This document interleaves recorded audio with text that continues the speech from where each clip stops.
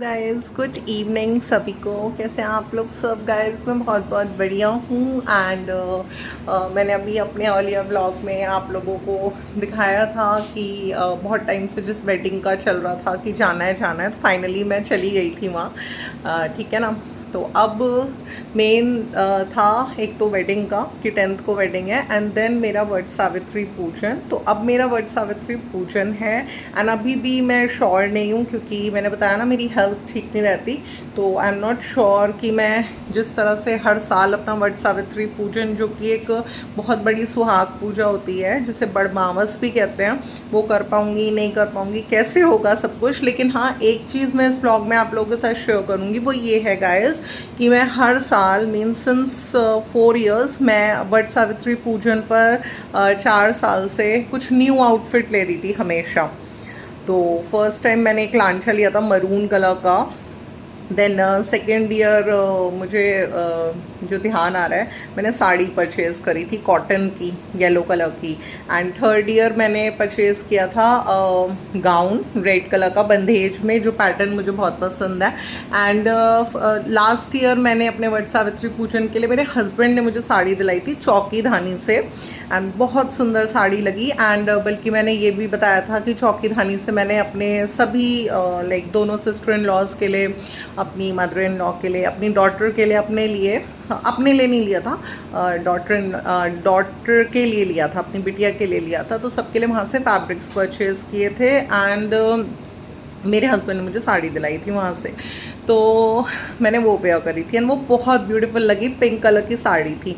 तो गाइज़ मैं इस ब्लॉग में ये डिस्कस करूँगी कि इस साल वट सावित्री पूजन पर ऑल्दो सामर्थ्य की बात लें तो मेरी है, मैं परचेज़ कर सकती हूँ, बट थोड़ा सा मेरे को इस साल कोई चार्म नहीं है परचेजिंग का। मैं ये सोचती हूँ कि हमारे पास इतने आउटफिट्स होते हैं, हमारे पास इतनी ड्रेसेस होती हैं, वो उनकी कॉस्ट निकालनी बड़ी मुश्किल होती है। तो अगर हम उसको अच्छे से वेयर कर पाएँ, अच्छे से कैरी कर पाएँ अपने ओकेजन्स पर, फंक्शंस पर, अपने रिचुअल्स पर, तो हमें बड़ी सेटिस्फेक्शन होती है। तो इस साल मैंने डिसाइड किया है कि मैं अपना एग्जिस्टिंग आउटफिट्स में से जैसे कुछ आउटफिट्स मेरी वार्डरोब में लगे हुए हैं कि उनकी चांस है मुझे वो वेयर करने, तो उसमें से ही मैंने डिसाइड किया था कि मैं कुछ पहनूंगी।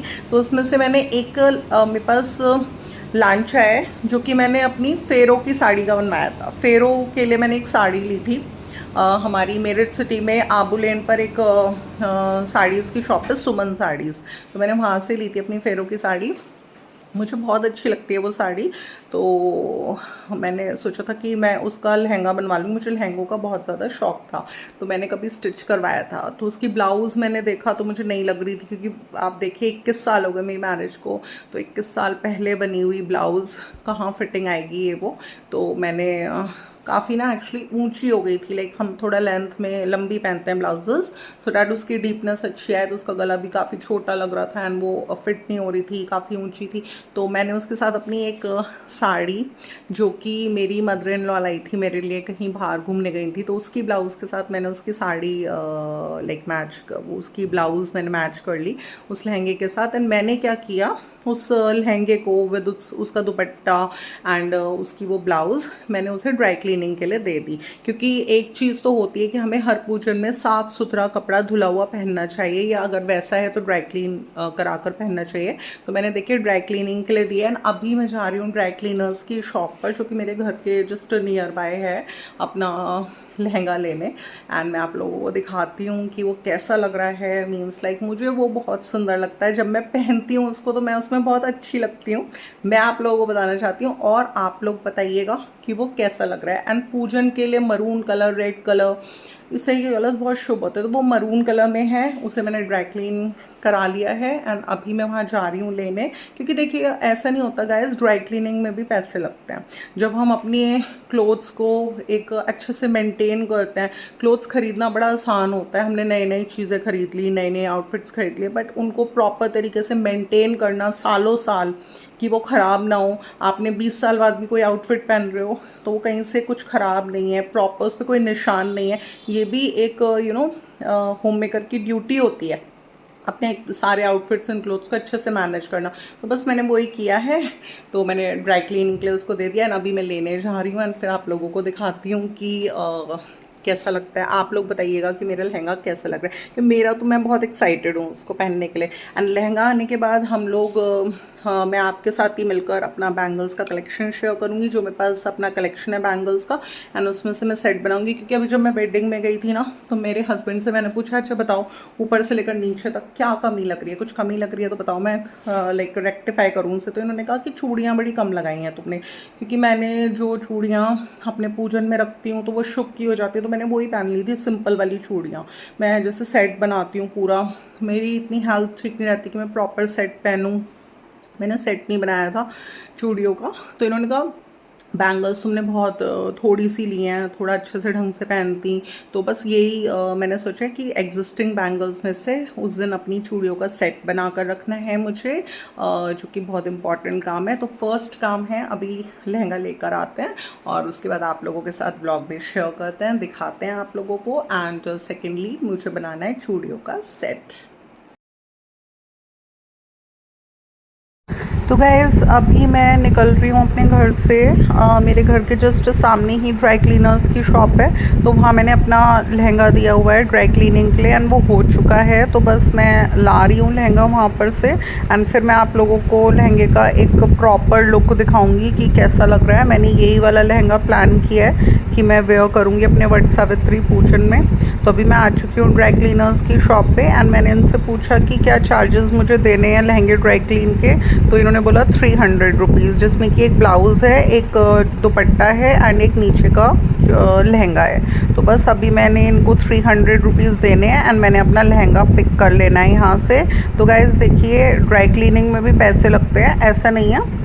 तो बस इस बार मैंने प्लान किया था कि मैं इस तरह से अपना ओल्ड कलेक्शन, जो भी मतलब मेरे पास कलेक्शन है साड़ीज़ एंड लहंगास का एग्जिस्टिंग, उसी में से मैंने कुछ वेयर करना है। तो जो मैंने सोचा था वही मैं कर रही हूँ, तो इस बात की मुझे बहुत ज़्यादा सेटिस्फेक्शन है। ये है मेरा लहंगा, ये मेरा लहंगा है मरून कलर का, एंड इस पर ये जो काथा वर्क टाइप से हो रहा है ना, ये कुछ हो रहा है।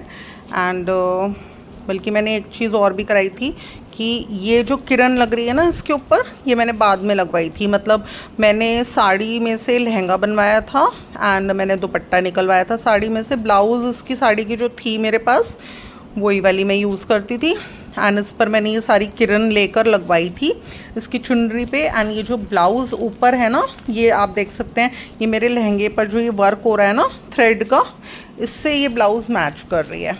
तो मैंने सोचा कि जो इसकी एग्जिस्टिंग ब्लाउज़ है उसका थोड़ा सा नेक भी बहुत ऊंचा है, ब्लाउज़ भी ऊंची हो गई है, आफ्टर ऑल 21 साल हो गए, ठीक है ना।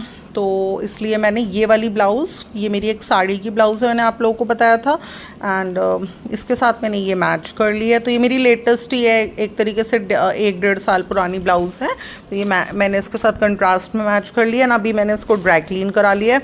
तो my this lehenga is ready for wearing in the पूजन। एंड अभी मैं खोल कर आप लोगों को इस लहंगे को दिखाती हूँ, एंड इसको हैंगर आउट कर कर मैं रखूँगी।